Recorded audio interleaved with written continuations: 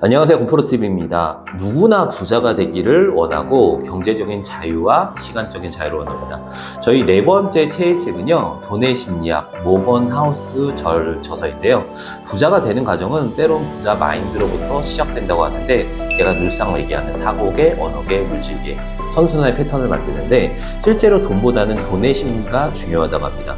저희가 실제로 부자처럼 보이기를 원하는가, 부자가 되기를 원하는지요. 저희는 소비의 부자인가 아니면 자산의 부자인가, 돈을 잘 버는 세상의 거지들도 세상에는 너무나 많습니다. 실제로 소비의 부자가 아니라 자산의 부자가 되는 게 현명하겠죠. 그 차이점을 한번 살펴볼까요? 자본주의에서 때론 부는 노력의 척도, 때론 어떨 때는 저는 성적표처럼 느껴지기도 하더라고요. 그래서 연봉이 성적표처럼 느껴지기도 하는데, 자신의 자존감이 중심이 돈이 도구가 아니라 돈이 주인이 될 때 누구나 인정받고 싶은 유혹에 돈을 내세워서 자랑을 하곤 하는데요. 나의 돈이 주인이 아니라 누구나 돈이 주인이 되는 그런 우회로적절을 실수를 하면 안 되겠죠. 만약 프로님들께서 100억이 있다면은 지금처럼 같은 생활 패턴을 가질 수가 있을까요? 역시나 저한테도 하는 질문이긴 한데요. 실제로 100억이 있더라도 지금의 패턴을 이어간다면 그 사람이 100억이 진짜 주인이 아니라고 이야기를 합니다. 부자처럼 보이는 소비 부자는 비싼 차, 비싼 시계, 비싼 옷, 명품 호화로운 아파트를 저택을 미래의 빚으로 현재의 소비로 이어가는데요. 저희가 실제로 아파트 같은 거, 자산 같은 데에서 빚내서 많이 사는 경우가 많잖아요. 하지만 자산 부자는 실제로 모든 구매를 일시불로 한다는 특성이 있어요. 자동차도 일시불로 구매를 하고요. 집도 일시불로 구매를 하고, 신용카드와 할부로 미래의 부를 실제로 끌어오는 경우는 많이 없는데요. 안전한 자산, 저희가 부동산 자산은 그나마 공시지가의 상승과 여러 가지 M2라고 표현하거든요. 통화량 상승으로 이자율보다 오르는 투자 종목이 아닌 이상 레버러지, 이렇게 빚내서 레버러지 한다고 하잖아요. 그런 이상 은행의 빚도 좋아하지 않는 속성이 있습니다. 자신이 사업이 아닌 이상 불확실한 사업에 투자하는 것만큼 위험한 게 뭐가 있을까요? 그 사업의 포트폴리오의 투자는 오로지 경영인이나 기업가를 보고 경영인에게 투자한다는 철학도 지닌다는 게 부자들의 철학이에요. 그런 부분에서 저희가 책 중에서 인상 깊은 두 사람을 비교를 합니다.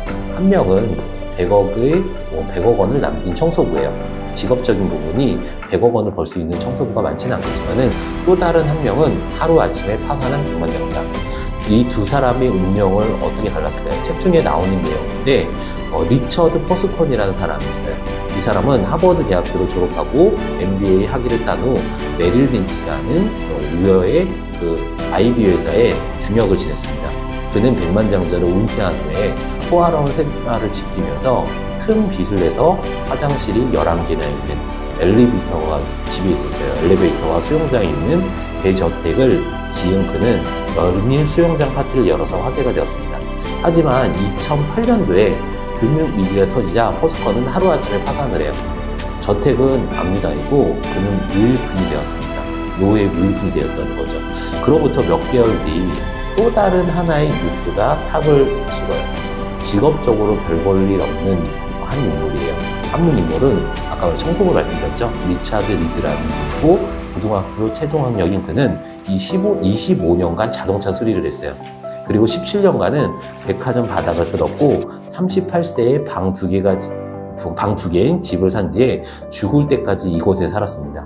38세에 방 2개의 집을 사고 죽을 때까지. 자벽부 도널드 리드는 사후에 남긴 재산은 무려 100억 원이었어요. 이 놀라운 소식은 뉴스에 탑을 장식을 합니다. 실제로 두 인물의 비교를 한번 해볼게요. 100억을 남긴 청소부와 하루아침에 파산한 백만장자, 투자자. 저희가 어떤 삶을 원하겠어요? 물론 두 사람의 운명을 더 이상 온라인 창업 고민하지 마세요. 건프로TV가 온라인 창업과 관련한 모든 것, 오프라인 세미나를 통해 알려드리고 있습니다. 영상 우측 상단과 본문 댓글에 세미나 참석 링크가 있으니 많은 신청 부탁드립니다. 스마트 스토어, 오픈마켓, 유튜브, 오픈 채팅, 자동화 홍보 프로그램 등 다양하게 준비해 놨으니 영상의 오프라인 무료 세미나 신청 부탁드립니다. 감사합니다. 어떻게 해서 두 사람의 운명을 갈랐을까요? 실제 그 차이는 무엇인가 한번 알아볼 필요가 있습니다. 저희가 직업적인 선택, 어떤 부분에서 저희가 직업적인 선택은 물론 고학력일수록 유리하고 세 번째, 이 책에서는 그런 부분 얘기를 합니다. 첫 번째, 재무의 결과는 재능, 노력, 학력들과는 직접적인 관련이 없다는 것. 두 번째, 부의 축적은 과학의 숫자보다는 오히려 심리학적인 측면이 강하다는 것. 돈을 인격체로 대한다는 것. 작은 돈은 어린아이 같이 소중히 아끼고 달아주고, 큰 돈은, 큰 사람은 현명한 명분이 있는 곳에 투자해야 더 좋은 이유, 더 큰 돈과 함께 한다는 것. 사장 가르치는 사장이라고 표현하는 김승호 회장님의 부의 심리, 이게 이 책에 나오는 내용과 어느 정도 일맥상통하는데요. 이런 게 완벽할 수 없다는 생각이 했습니다. 나는 처음부터 부자가 되려 했던 것은 아니다. 그저 독립성을 갖고 싶었다. 이렇게 해서 그 저자의 글의 내용이 나오는데요. 이것이 이 책이 말하는 진짜 부의 의미예요. 한번 깊게 한번 생각할 필요가 있습니다. 독립성을 갖기를 원한다. 처음부터 부자가 되는 걸 원치 않았다. 메릴 린치에서 중역으로 지냈던 아까 도널드라는 사람은 실제로 부자의 길에 들었다고 생각했지만 하루아침에 파산됐죠. 부를 통해서 갖고자 한 거는 페라리도 아니고 큰 집도 아니고 그 자체가 아니라 원하는 대로 살아가는 힘이다. 이것이 진정한 부의 가치이다.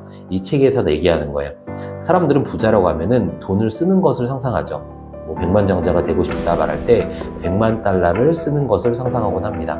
실제로 그렇죠. 비싼 차를 몰고 비싼 시계를 차고 큰 집에 사는 데는 실제로 부의 의미를 거기서 찾는 경우가 많고요. 하지만 그런 만족감은 일시적인 만족감이고 소비 부자는 결국 좋은 결말을 가져올 수 없다는 게 책의 내용이에요. 한국의 길로 들어서기를 합니다. 결핍은 다시 찾아오고요. 반복되는 듯 합니다. 실제로는 저희는 어떤 자산을 잃은 부자를 꿈꿔야 되는데요. 책에는 부는 원하는 것을 원하는 시간에 원하는 사람들과 원하는 만큼 할 수 있는 능력이다. 이것은 저희가 값으로 매길 수 없는 자유의 가치이면서 이것이야말로 돈이 가져다주는 최고의 배당이다. 그래서 돈은 심리라는 표현을 하거든요. 이렇게 이야기를 하면서 여유를 줍니다. 저희가 어떤 선택을 할까요? 실제로 소비를 하면 만족감이 들긴 하죠. 일시적 만족감. 즉 부는 자기 결정권, 자기 통제권의 폭을 넓혀주는 자유, 원하는 대로 살아가는 힘인 것인데요.